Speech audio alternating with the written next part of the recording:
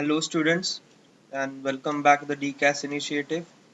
My name is Swaraj, and today we are going to discuss the topics of the day, that is, official languages in High Court, PM CARES Fund, minor forest produce, collector approved travel pass system, Rule 266 to 67 of the Lok Sabha, and the last one is My Life, My Yoga contest. So, without wasting time, we will start with the first one. So basically, official language in High Court, it was in news because lawyers have challenged in the Supreme Court, which makes Hindi the official language of courts in Haryana.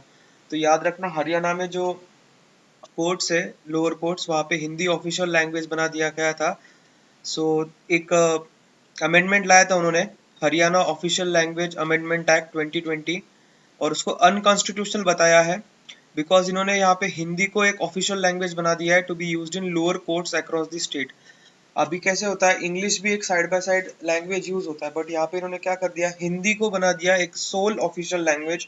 तो इससे discrimination या बोल सकते classification can be created between two section. मतलब एक लोग ऐसे होंगे जिनको हिंदी लैंग्वेज आती है, दूसरे लोग ऐसे होंगे जिनको हिंदी लैंग्वेज नहीं आती है. तो यहाँ पे बहुत सारा डिस्क्रिमिनेशन हो सकता है on the basis of language. तो लेट्स सी द संविधान क्या बोलता है, कॉन्स्टिट्यूशन क्या बोलता है. तो आर्टिकल 348 एग्जाम में पूछ सकते हैं. आर्टिकल 348 में subsection 1, constitution of India provides all proceedings in the Supreme Courts and in the every High Court shall be in English language. तो याद रखना, सारा कॉन्स्टिट्यूशन क्या बोलता है कि सारे तुम्हारे प्रोसीडिंग्स जो है supreme court and high court में इंग्लिश में होने चाहिए until the parliament by law otherwise provides. जब तक कि पार्लियामेंट कोई लॉ बनाता नहीं है. तो सुप्रीम कोर्ट के लिए बेसिकली ऐसा कोई लॉ बना नहीं अभी तक, तो इसलिए सुप्रीम कोर्ट में सारे जो प्रोसीडिंग्स है वो हमारे जो है इंग्लिश में ही होते हैं. Same goes with the high court. तो लॉ बना नहीं है अभी तक.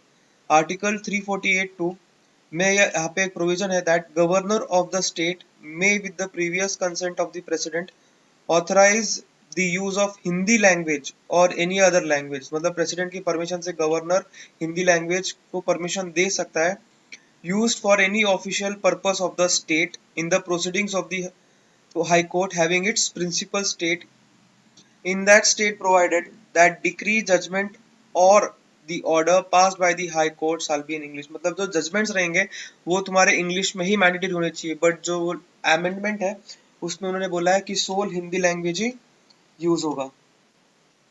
Then Section 7 of the Official Language Act 1963 provides that the use of Hindi or official language of the state in addition to the English may be authorized with the consent of the President of India by the Governor of the state for the purpose of judgment made by the High Court for the state. मतलब दोनों use कर सकते हैं, एक तो Hindi language plus English language side by side वो use कर सकते हैं.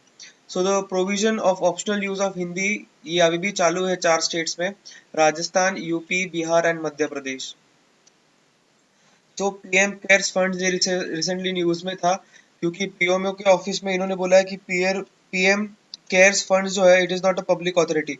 अगर वो पब्लिक अथॉरिटी नहीं है तो आरटीआई के अंडर तुम लोग उनसे इंफॉर्मेशन निकाल नहीं सकते हो. तो देखना व्हाट इज पीएम केयर्स. तो पीएम केयर्स क्रिएटेड ऑन 28 मार्च 2020 और इसका प्राइमरी ऑब्जेक्टिव है dealing with any kind of emergency. ठीक है, लाइक कोविड, जैसे अभी ये हुआ है हमारे पास corona. It is a public charitable trust. ठीक है, तो यहाँ पे 4 मिनिस्ट्रीज इन्वॉल्व है. प्राइम मिनिस्टर इसके एक्स ऑफिशियल चेयरमैन है, देन डिफेंस मिनिस्टर भी है, होम मिनिस्टर्स भी है एंड मिनिस्टर ऑफ फाइनेंस भी है. तो ये बाकी के एक्स ऑफिशियल ट्रस्टी है इस बोर्ड के. तो व्हाट इज पब्लिक अथॉरिटी.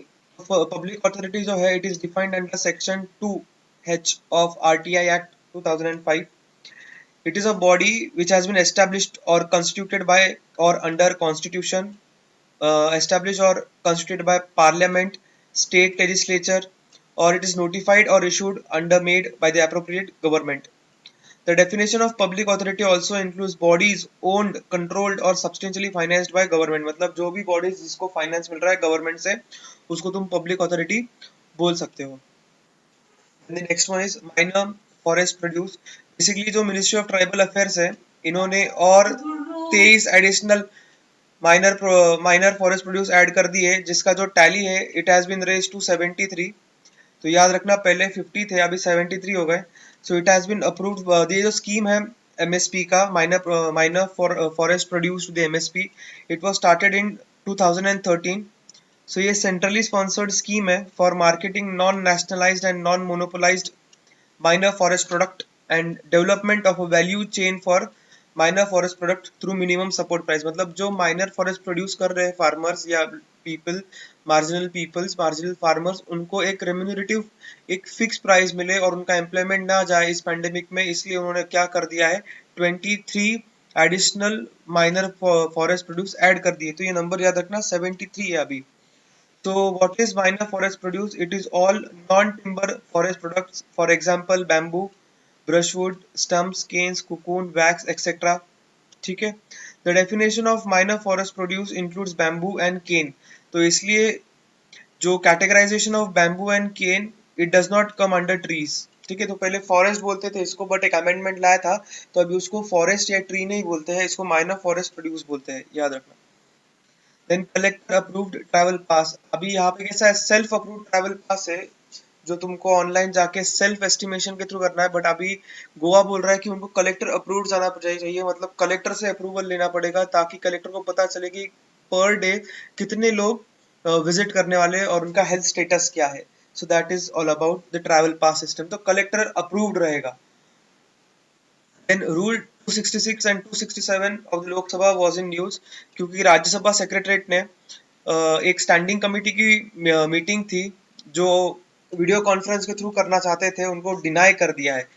ठीक है. तो वो कॉन्फ्रेंस जो है वीडियो के थ्रू नहीं हुआ, वो स्टैंडिंग कमेटी और होम अफेयर्स का, क्योंकि वहां पे था कि कॉन्फिडेंशियलिटी क्लॉज आ जाता है, जिसमें उन्होंने बोला कि वो बंदा अकेला बैठा है या किसी और के साथ है, तो वो हम क्या कर सकते हैं, गैस नहीं कर सकते हैं. तो इसलिए वो होम वीडियो कॉन्फ्रेंस नहीं हो पाया है. सो बेसिकली देखना 266 बोलते हैं, mandates that all the committees meeting should be held in private. मतलब तुम्हारे जितने भी कमिटीज की मीटिंग है, स्टैंडिंग कमिटीज की मीटिंग है, वो प्राइवेट में हो.